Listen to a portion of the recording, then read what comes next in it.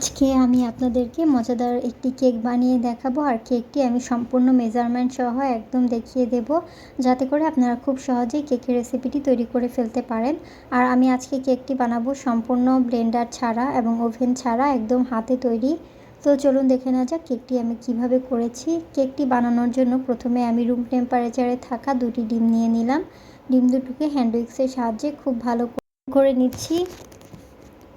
ডিমগুলো একটু ব্লেন্ড করা হয়ে গেলে এতে আমি দিয়ে নেব হচ্ছে 1/2 কাপ পরিমাণ চিনি। এখানে আমি মেজারমেন্ট কাপ ব্যবহার করেছি, আপনাদের বাসায় যে চায়ের কাপ আছে সেই কাপ দিয়ে আপনারা 1/2 কাপ পরিমাণ চিনি দিতে পারেন। চিনিটাকেও ডিমের সাথে ভালো করে মিশিয়ে আবারও একটু হ্যান্ড উইক্সের সাহায্যে নেড়ে নিচ্ছি। এ পর্যায়ে এখন আমি এতে তেল অ্যাড করব। এখানে আমি 1/2 কাপ পরিমাণ তেল দিয়েছি। আপনারা যেই কাপ দিয়ে মাপবেন, একটা কাপ দিয়ে সম্পূর্ণ প্রসেসটা তৈরি করার চেষ্টা করবেন, এতে করে আপনাদের কেকের মেজারমেন্ট একদম পারফেক্ট হবে। তারপর এতে দিয়ে নিলাম 2 চা চামচ পরিমাণ বেকিং পাউডার। এখানে আপনারা যে কোনো ধরনের বেকিং পাউডার ব্যবহার করতে পারেন। পর্যায়ক্রমে সব কিছুকে দিয়ে নিচ্ছি, আর একটু একটু করে কিন্তু আমি নেড়ে নেড়ে মিশিয়ে নিচ্ছি। প্রত্যেকটা জিনিস আলাদা আলাদা করে দিবেন আর মিশিয়ে নেবেন। তারপর এতে আমি দিয়ে নিলাম হচ্ছে 1/2 কাপ পরিমাণ লিকুইড দুধ। আপনাদের বাসায় যদি গরুর দুধ না থাকে সেক্ষেত্রে পাউডার দুধ পানি দিয়ে গুলিয়ে 1/2 কাপ মেপে নেবেন। তারপর এতে দিয়ে নিলাম আমি হচ্ছে আটা। এখানে 1 কাপ পরিমাণ আটা ব্যবহার করা হচ্ছে। আর আটা আমি একটু নেড়ে নেড়ে মিশিয়ে মিশিয়ে বারবার দেখে নিচ্ছি, এতে করে আটার থিকনেসটা বোঝা যাবে কতটুকু দিলে কেকটা পারফেক্ট হবে। একবারে কখনোই দেবেন না, এতে করে কোনো একটা সমস্যা হয়ে যাবে, পরবর্তীতে কেকটা কিন্তু আর সফট হবে না। তাই আমি অল্প অল্প করে আটা ঢেলে দিচ্ছি। এভাবে করে আমি 1 কাপ পরিমাণ আটা সম্পূর্ণটাই এখানে দিয়ে নিলাম। এই পর্যায়ে এটাকে খুব ভালো করে দীর্ঘ সময় নিয়ে হ্যান্ড উইক্সের সাহায্যে মিশিয়ে নিতে হবে। আটা দেওয়ার পর খুব দ্রুত এটাকে মিক্স করতে হবে, যাতে করে আটাটা কোথাও দলা পাকিয়ে না থাকে। মেশাতে মেশাতে দেখেন একদম মন্ডটা কিন্তু এরকম হয়ে আসছে, একদম লিকুইড টাইপের। তারপর এতে আমি দিয়ে নিলাম হচ্ছে গুঁড়া দুধ। এখানে 2 চা চামচ পরিমাণ গুঁড়া দুধ দিয়েছি। আপনারা এটা স্কিপ করতে পারেন, আবার স্বাদ বৃদ্ধির জন্য চাইলে দিতেও পারেন। যখন এই কেকের ব্যাটারটা একদম এরকম হয়ে যাবে, এটা হ্যান্ড উইক্সের সাহায্যে উঠবে না, তখনই কিন্তু বুঝতে হবে যে ব্যাটারটা রেডি কিনা। তারপর এতে আমি একটু ফুড কালার অ্যাড করে দিলাম। এটাও কিন্তু অপশনাল, আপনারা চাইলে দিতে পারেন আবার নাও দিতে পারেন। দেখতেই পাচ্ছেন কেকের ব্যাটারটা কীরকম লিকুইড হয়েছে। যখনই দেখবেন যে ব্যাটারটা আর হ্যান্ড উইক্সের মধ্যে উঠে আসছে না, তখনই বুঝতে পারবেন আপনার ব্যাটারটা রেডি। আমি আপনাদেরকে বারবার কিন্তু হ্যান্ড উইক্সের সাহায্যে উঠিয়ে দেখিয়ে নিচ্ছি যে এটা কীরকম রেডি হয়েছে। ফাইনালি আমার ব্যাটারটা রেডি হয়ে গেলে এটাকে আমি এক সাইডে সরিয়ে রাখবো। এখন আমি যেই মোল্ডের মধ্যে কেকটা তৈরি করব, সেই মোল্ডের মধ্যে একটু তেল ব্রাশ করে নিলাম।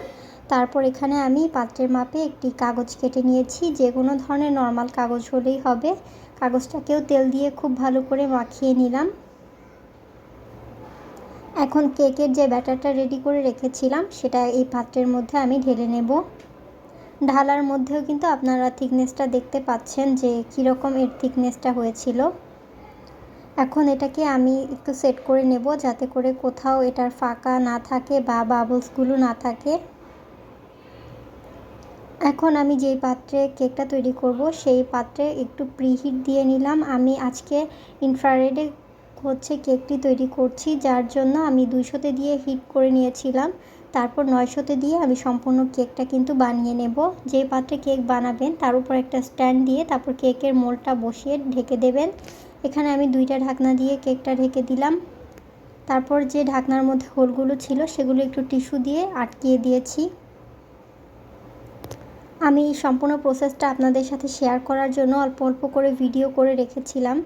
এই পর্যায়ে কেকটা কিন্তু আস্তে আস্তে ফুলে উঠেছে। আমি আপনাদেরকে একটু দেখিয়ে নিচ্ছি। এখানে 25 মিনিট পর আমি একবারে ঢাকনাটা খুলেছিলাম। তারপর আমি এর হিটটা কিন্তু 600তে দিয়ে রেখেছিলাম। আমি প্রথম 20 মিনিটের মতো 900তে দিয়ে রেখেছি হিট। তারপর 25 মিনিট পরে আমি এটা 600তে দিয়ে ঢাকনাটা খুলে একটু চেক করে নিলাম।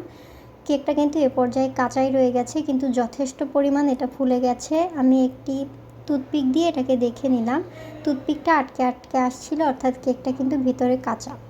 এই পর্যায়ে এটাকে আমি আবারও 20 মিনিটের মতো ঢেকে রেখেছিলাম। এই 20 মিনিট পরে আমি চুলার হিটটা বন্ধ করে দিয়েছি।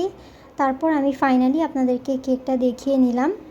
কেকের কালারটা দেখেই বোঝা যাচ্ছে ওপরটা কত ভালো করে হয়েছে। এখন টুথপিকের সাহায্যে আবারও একটু চেক করে নেব এর ভেতরটা কি ঠিকঠাক আছে কি না।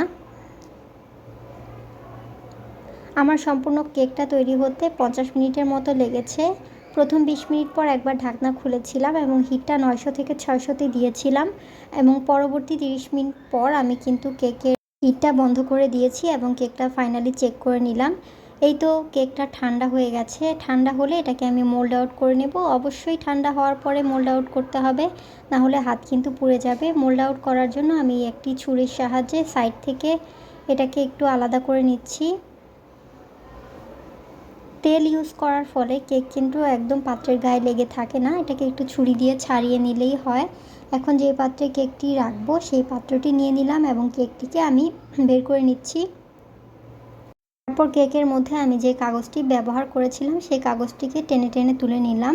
এটাতে তেল ইউজ করার ফলে এটা কিন্তু একটু টান দিলেই উঠে যাবে। এই তো কেকটা কতটা সফট হয়েছে আমি আপনাদেরকে একটু দেখিয়ে নিলাম।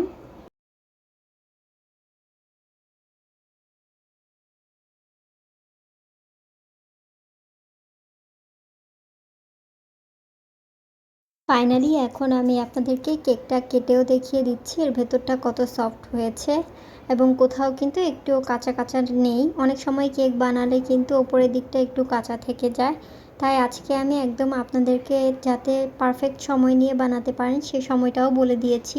আর মেজারমেন্ট কাপ দিয়ে তো সব মেপে দেখিয়েই দিলাম।